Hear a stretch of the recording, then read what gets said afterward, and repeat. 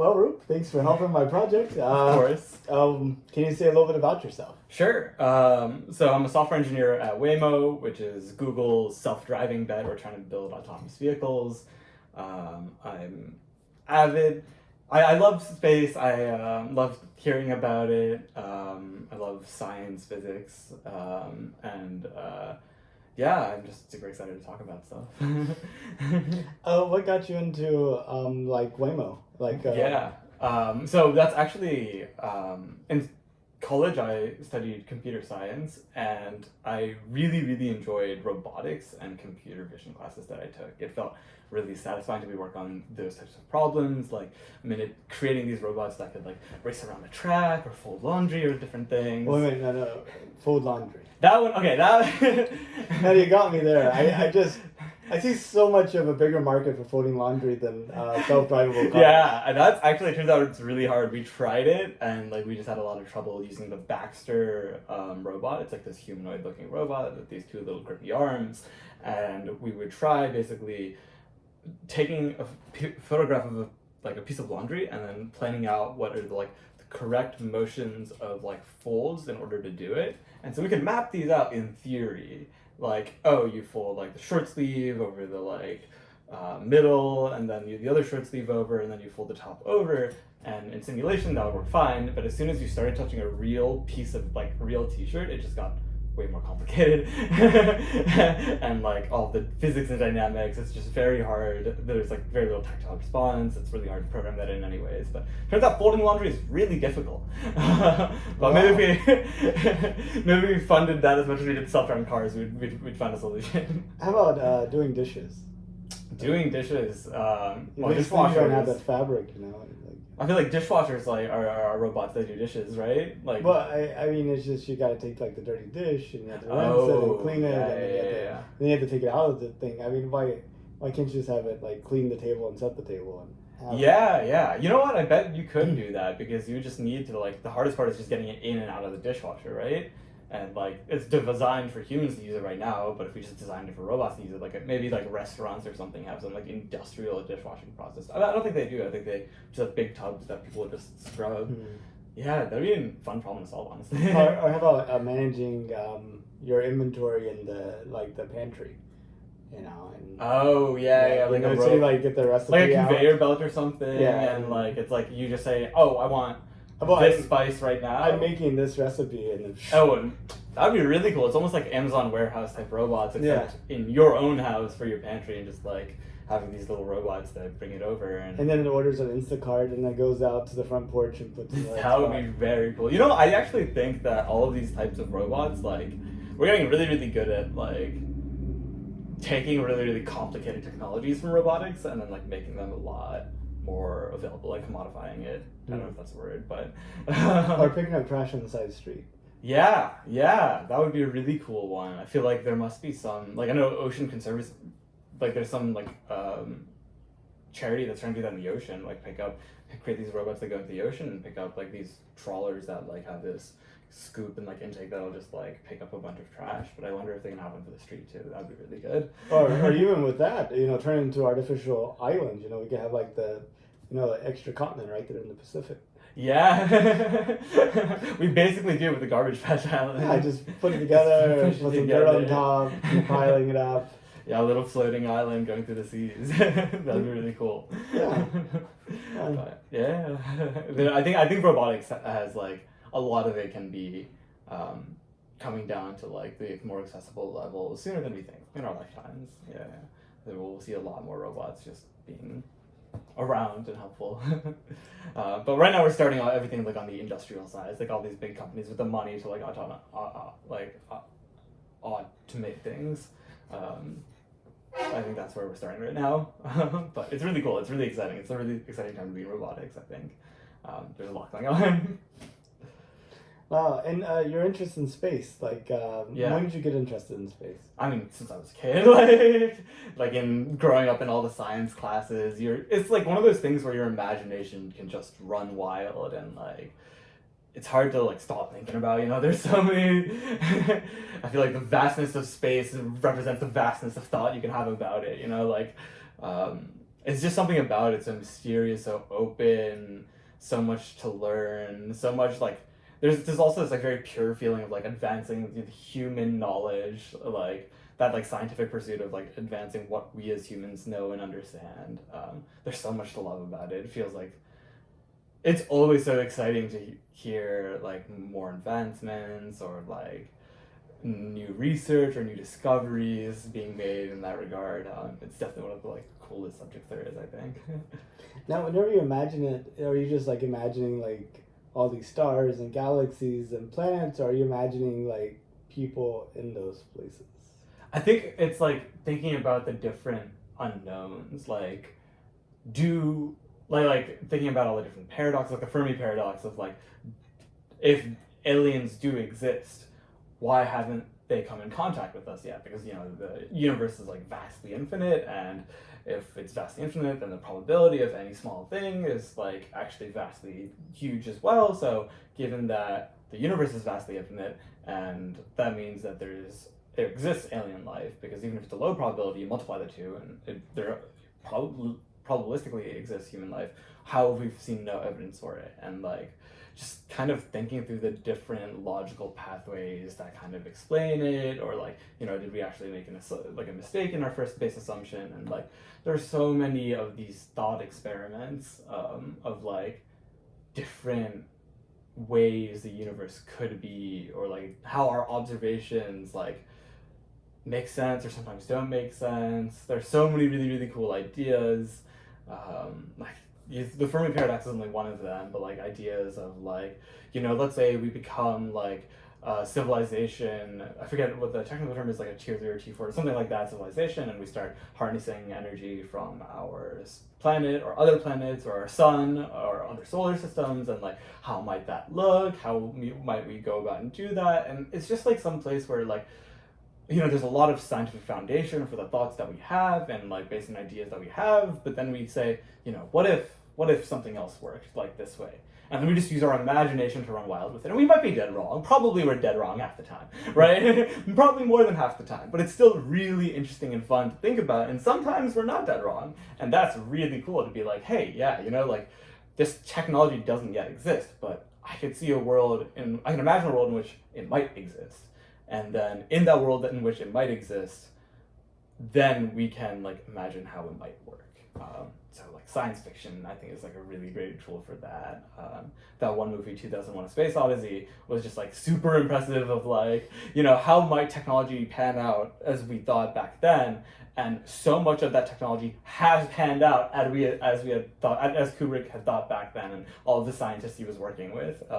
And that's really cool. That's super, super cool. So it's just a place where you can truly be very creative and like have so much imagination, but all of it is based in like our understanding of the world, based in science and logic and math, and so it's just so fun. It's really hard not to have fun with it. So do you see humanity always being on Earth, or you think at some point humanity like branches out beyond Earth? Oh, I think we're like definitely going to branch out beyond Earth. I think it's almost like human nature to be like expansionary. Like we like all started off like in Africa, and then we branched out and migrated across the world until we totally colonized the world and extracted all the resources from the world.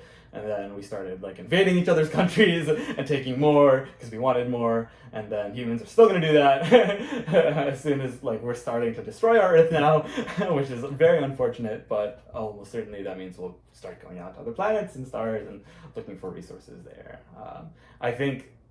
I wish that a lot of it was out of like that love of discovery and happiness and like pursuit of knowledge, but I think realistically like humanity will do it out of like thirst for resources, but that will still like achieve the same goal, albeit in like maybe a not as nice way. But maybe I'm being pessimistic. Maybe there's a world in which we just do it for the pursuit of knowledge.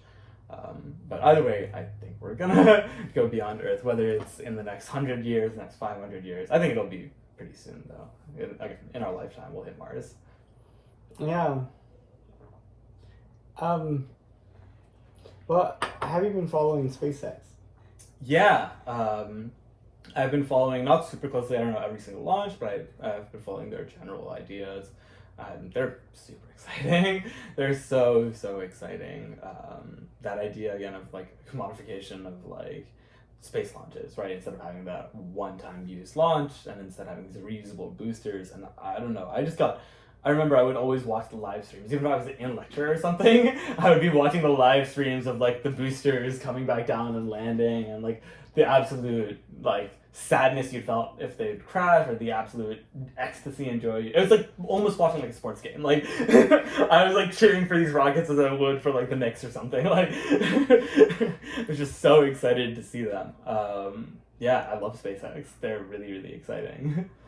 Yeah, now it's routine. Like yeah, there's really like, no doubt about it landing anymore. And it's crazy the progress that they've made. I know that progress is made on like the blood, sweat, and tears of these really hardworking engineers at SpaceX. Like Elon's company's no joke to work at. I have a friend who works there who's just like, he works at Starlink, and he's like breaking his back working on this project. And he's like, you know what? I might be working 80 hours a week, but thank God I'm not working on Falcon, because those guys bust ass. And I'm like, if this is you on Starlink, I can't even imagine what the guys on like the main rocket are like. So it is incredible what they accomplished. Absolutely incredible. And I know that there's a lot of pain that goes into it in the back, but it's still like, yeah, it's really cool what they've been able to accomplish in such a short time, in such an aggressive timeline. So I'm still optimistic about SpaceX. I just hope they don't burn out. Yeah, I heard the joke there is, if you don't come to work on Saturday, don't bother showing up on Sunday. Yeah, yeah, that's like more real than... Yeah, it's crazy. I will call him on a Saturday and he'd be in the office like, sorry bro, I just gotta go in, run some experience. I'm like, okay. I understand. But yeah, it's exciting to be a part of something that big and that like moving forward. But there's also, you know, like human aspect of it, of like what is sustainable pace? What is a sustainable pace to like grow the company and push everything forward, you know? Like it's really impressive what they've achieved, but you know, it should also be at like a humane way of doing it. But yeah, no, it's crazy.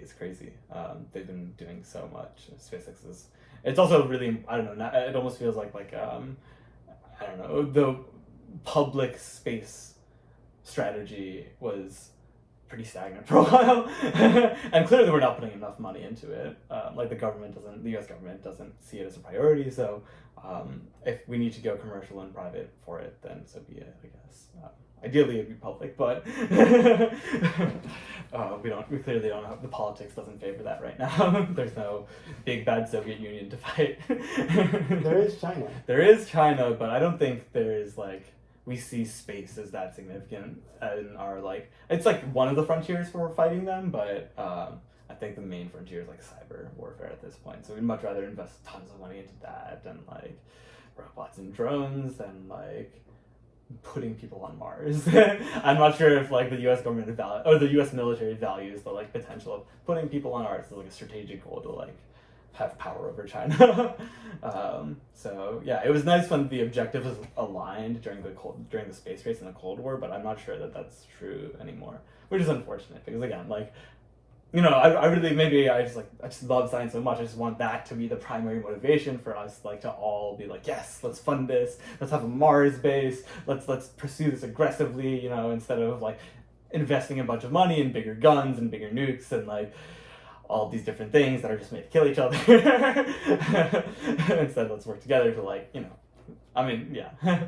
But that's clearly not the reality of the world right now. Doesn't mean it can't be, but... I think this past week, China announced that they plan to put people on the moon in 2027. Yes, yeah, which is really aggressive. Like, that's very... I mean, it's exciting. Honestly, I feel no nationalistic pride about the US versus China in this regard. It's like, it's a human endeavor, not a national endeavor of being like, yes, let's get people on the moon again. Let's get people on Mars. Let's expand our reach across the universe and like learn more.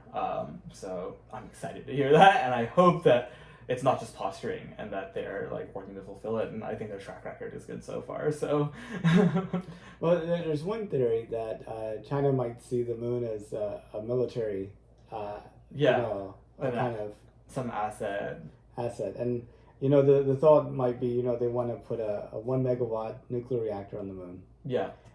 Which apparently is about 3 times more energy than you need to actually run like a mass driver. Yeah. So like being able to accelerate like things to actually off the surface of the moon and throw them at Earth. So can you imagine being able to take like fairly good chunks of rocks, throw them at the Earth, and apparently they would be like nearly undetectable. But wouldn't the atmosphere burn it out? Like, it's pretty hard. It even depends on pretty big asteroids to like. You need a very big asteroid to get past the atmosphere, no? So. I mean, what's the limitation? There's no atmosphere on the moon. But on the Earth, or if you're pointing them at the Earth. Yeah, but I guess in the sense that you could get this bigger rock as you need. I mean, how big would you need? Like, I guess I don't really quite know the math on it, but maybe I'm a little skeptic on that being China's moon goals. Maybe I don't think that's why they want to do it. And maybe there are military goals, but I don't imagine that a slingshot or a mass driver would be like the primary goal. I mean, sure, that might be like, I don't know, maybe there are a lot of assumptions made to get to that point, right? It's just based off the energy, right? But there could be a lot of other things that they're doing there. Sure. But yeah, I think generally, like, I mean, the moon's pretty visible. It's kind of hard to be particularly secret from. We'll have satellites orbiting. We'll be able to see things. It's gonna be particularly difficult to see them building a mass driver and not see that coming. I'm sure the U.S. intelligence and defense would see that in plain sight. But you said you don't think that's their primary driver. Yeah.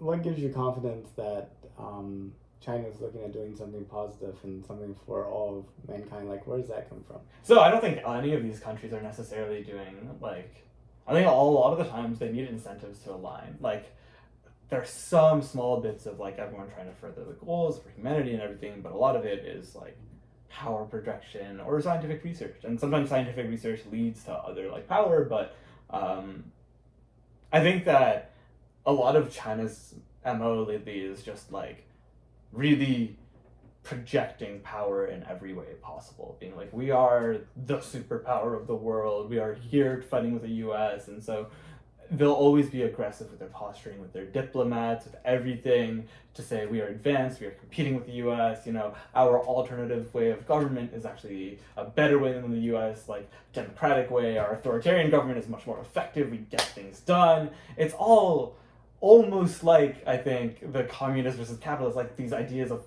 warring systems and like very ideological, like this is how we can get stuff done, they have like something to prove constantly. And they're always running around beating their chest and being like, look at us, we're very strong. And so I think that this is just another manifestation of this, like being like, look at how sophisticated our space knowledge is. We have the top space scientists, we have the top astronauts, top engineers, and we're able to accomplish this. And like, if you look at the Chinese space station, like that's part of it. Obviously there's research that they want to do, and I don't doubt that, and there's good Chinese scientists truly trying to further the knowledge of humanity. I never would doubt that.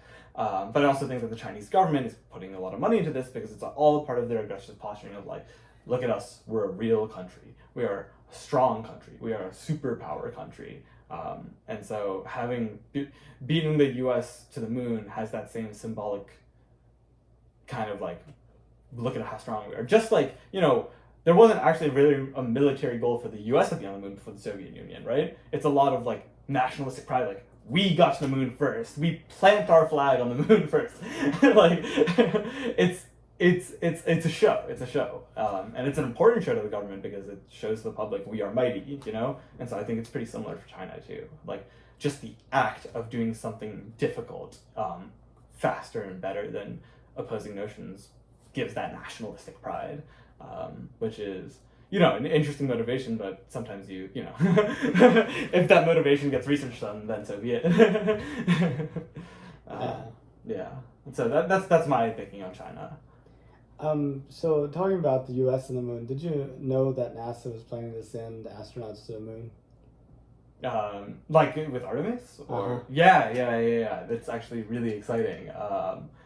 Hopefully, we'll stick to the next timeline that we set. But it's so exciting. Yeah. It's brilliant. I'm so excited to be alive for the, you know, resurgence of this interest, because I think it was really sad when I learned in school, you know, like, oh, all these Apollo missions, and we did this great work and this research, and it was going, and then all of a sudden it just dropped off. And that was really sad to hear about, you know. It's like, why'd we stop, you know?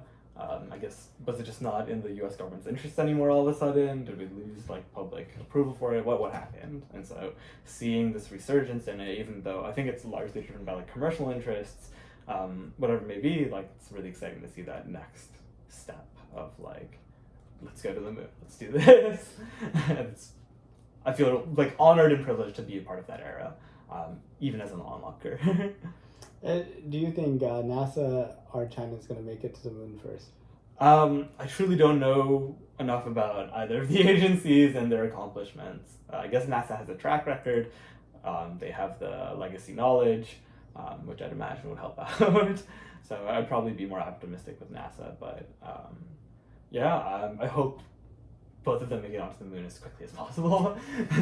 I don't view it, like I said, I don't view it as a competition as much as I do as like, someone get on there. Someone start pushing the other forward. And I actually almost view like, if they view it as a competition, it's healthy, you know, get them working faster and harder.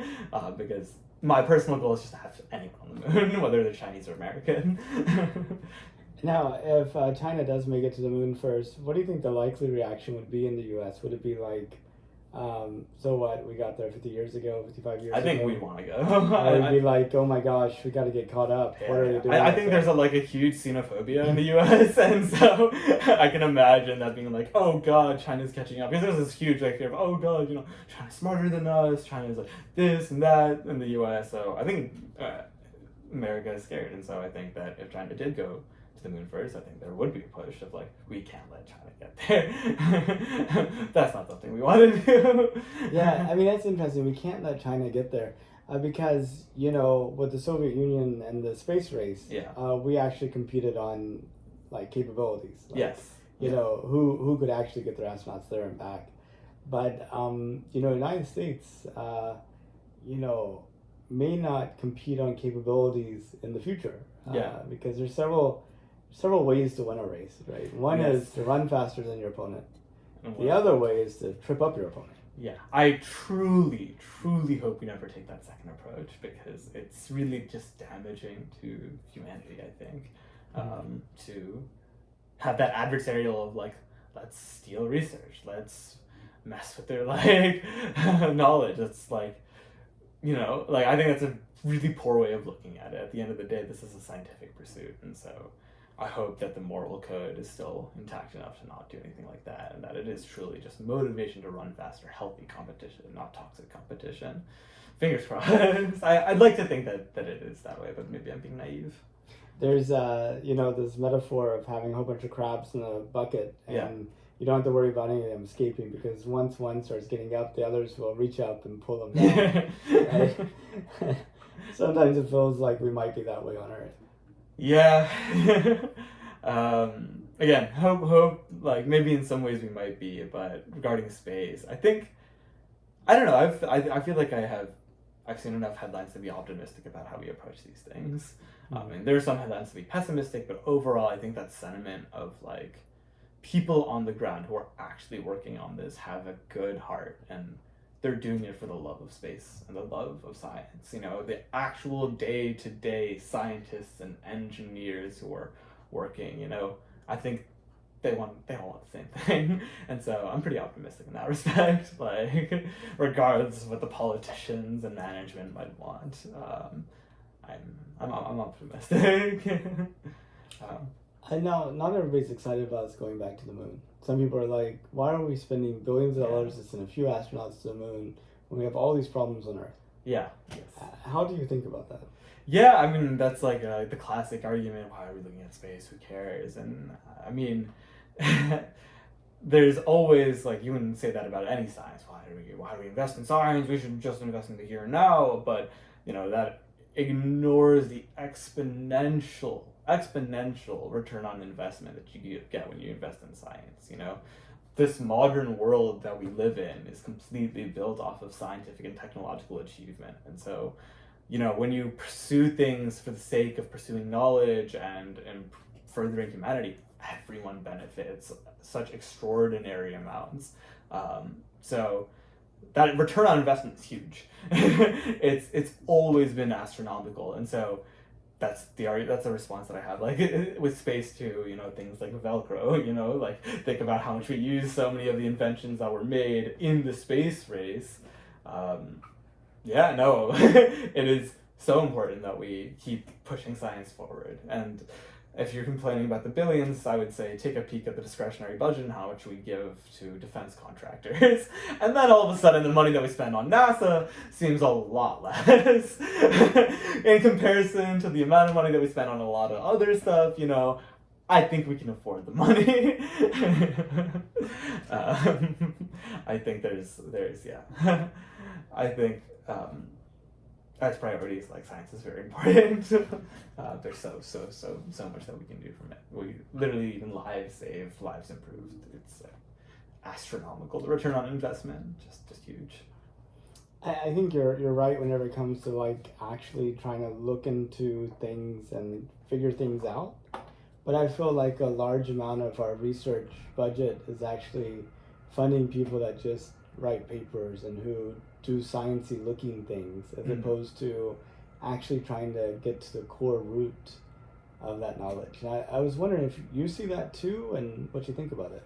Yeah, so that's really interesting because theoretical work can feel so detached from like real engineering, metal moving, code being written, but I think it's equally important. I think that, you really do need both sides of the coin, and I actually think that in our capitalistic society, we incentivize the here and now much more than we incentivize long-term visions, A lot of what we build on today was made by some guy, some professor, some woman theorizing in some attic or just jotting down notes, and without them, we would have nothing, or much less than we would have today. So, you see like 100 PhDs cramped in their little rooms writing, and you'd think, oh, what are they doing? They're not doing anything, but that one PhD, or it's not actually, I wouldn't even say the one PhD, it's a cumulative effort that they've put forth enables us to do so much more. For example, like energy, there's so much theoretical and practical work to be done to like solve nuclear and like actually make nuclear fusion work. I believe I was mixed it up, but I think we need to make nuclear fusion work. I think that's correct. That's right. Yeah. And like if we were to able to solve that theoretically and practically, then like so much of energy would be like that's like a fundamental leap forward. Or like looking at quantum computers, like there's so much theoretical work that needs to be done to enable quantum computers. Also practical work, I'm not saying one or the other, but you don't get these transformational shifts just hill climbing and just taking another step or another step or another step. Sometimes you just need to go into the weeds and do a lot of theory to get these truly transformational changes. And so I think both are very important. And honestly, I think that in our capitalistic society, we really incentivize the practical a lot more than the theoretical. You don't get paid a lot to be a professor unless you're like the very, very best. And, there's a lot of publish or perish culture there. It's like, you need to be printing out papers today. And why haven't you printed out this many papers this year or published this many papers this year? And like, why aren't you first author? All of these different things. And there's so much like short-sightedness with a lot of this, I think. We don't really invest in these long-term transformational changes. It's almost like we don't create an environment for that theoretical work because oftentimes we prioritize the here and now. And so just like I view science as like a long-term investment, I also view theoretical science as an even longer-term investment, but honestly with even more exponential returns than than practical science. It is truly important. So much of what has been built today is based off of theoretical science. So without their work, we would not be here. I think they're both very important. If it was safe and affordable, would you take a trip to space? Yes, absolutely. I would absolutely love to. if I win the lottery tomorrow, I'll hop on like a Virgin Galactic. It's something that would be brilliant. And honestly, like if I could take the Vomit Comet and just experience 0G, I would do that. It's all of it. I absolutely would do. You know, and if I could have been an astronaut, I would have loved to. Like that, all of these things just seem so exciting. You know, you could ride the Vomit Comet for $5,000. That's $5,000. That might be fewer in my bank account sometime soon. Then, because that's something I would love to do. Yeah. That's Christopher really Stephen cool. and I have ridden it. Really? Yeah. That's so cool. Oh my god. And was it like an amazing experience? It was. It was also very short. Yes. Yeah. You can only drop down at 9.8 meters per second squared for so long. Like, pull up. The ground. Exactly. So yeah, I would absolutely love to experience it. Why not? Yeah, go0g.com. Yes, go0g.com. Yeah, that'd be amazing. Would you consider taking a trip to the moon? Yeah, absolutely. If there's something I could do to help out there. I mean, a lot of these things, like, yeah, I would love to do in theory. And honestly, I don't feel enough ties. Like, I feel free enough to do these things. If tomorrow someone's like, hey, you can be a scientist on the moon, I would be, sure, why not, you know? It would just be so exciting to be a part of any of that. Yeah, absolutely, I would. I don't know, the problem is I'm a computer scientist, so a lot of the stuff work I can still do back here on Earth, typing away. I'm not sure if they have too much value for me up there. Would you consider immigrating to Mars? Same answer, yeah. Yeah. So you'd be willing to be like one of those first settlers in that Yeah. 1,000,000-person city. Oh yeah, absolutely. Be part of that new experience. It's Okay. exciting. So now imagine, so I kind of see this as being a time capsule Yes. for generations not even born yet. Yeah. Your great-granddaughter, who's been born on Mars, lived on Mars her own life, finally in high school. Okay, has been given this paper to write. What was it like before we took those next steps on the moon? You know, to go back in time. It's like, you know, like kids today might write an article about, you know, what was the Americas like or Europe like before Columbus came over to the Americas. You know, something of that nature. And she finds this interview, right? And then literally in the next few seconds, you could determine whether she gets an A or not in that class. Is there something you could tell her that would kind of push her over to an A? Yeah, well, first of all, hello. Pardon me, I'm just giving you an arbitrary name.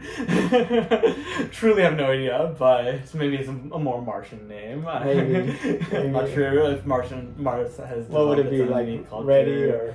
I don't know. I have no idea what it would be. XAE12. Yeah, there we go. Little X. Little X. Well, hello, little X. Good luck. Study hard. Very important. Education is very important, even if you're on Mars. Especially if you're on Mars. Especially and if you know you're on she's Mars. half the age as high schoolers on Earth. Yeah, because the whole 2-year thing. Exactly. You know, I think that people are getting really excited about space again.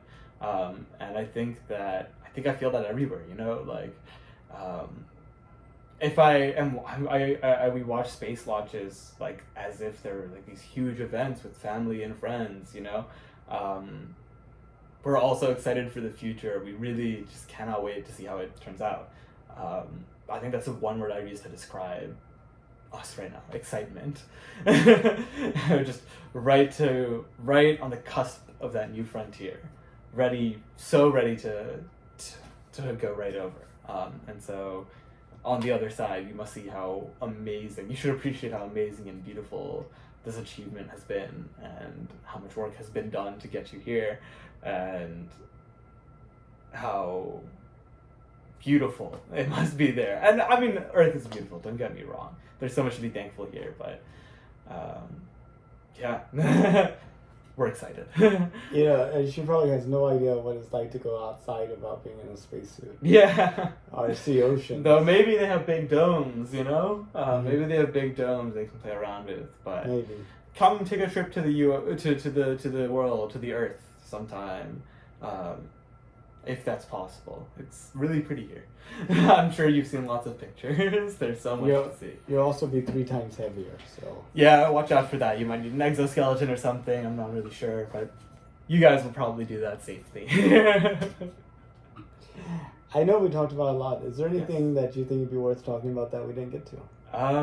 No, I mean, space is exciting. That's like the general sentiment. I think space is really exciting, and there's so much to be done. Yeah. And so how long before you start working for a space company? I am kind of at my dream job right now. Autonomous vehicles are kind of amazing, the robotics. Autonomous vehicles to land on the moon. That's very true. Once we solve these autonomous vehicles here, I'll start working on autonomous vehicles on the moon. I mean, space is brilliant. I would love to work with a space company, but I just love the field of robotics and computer vision in general, you know? So I'm so happy where I'm at. I would be so happy working at a space company. They're not mutually exclusive. I was happy where I was at too, but now I'm moving over to NASA. Yeah, I mean, that's the dream, right? NASA. It's really cool. But yeah. Space is awesome. Well, cool. Well, thank you so much. Yeah, of course. Thank you so much for having me. Bye. Bye.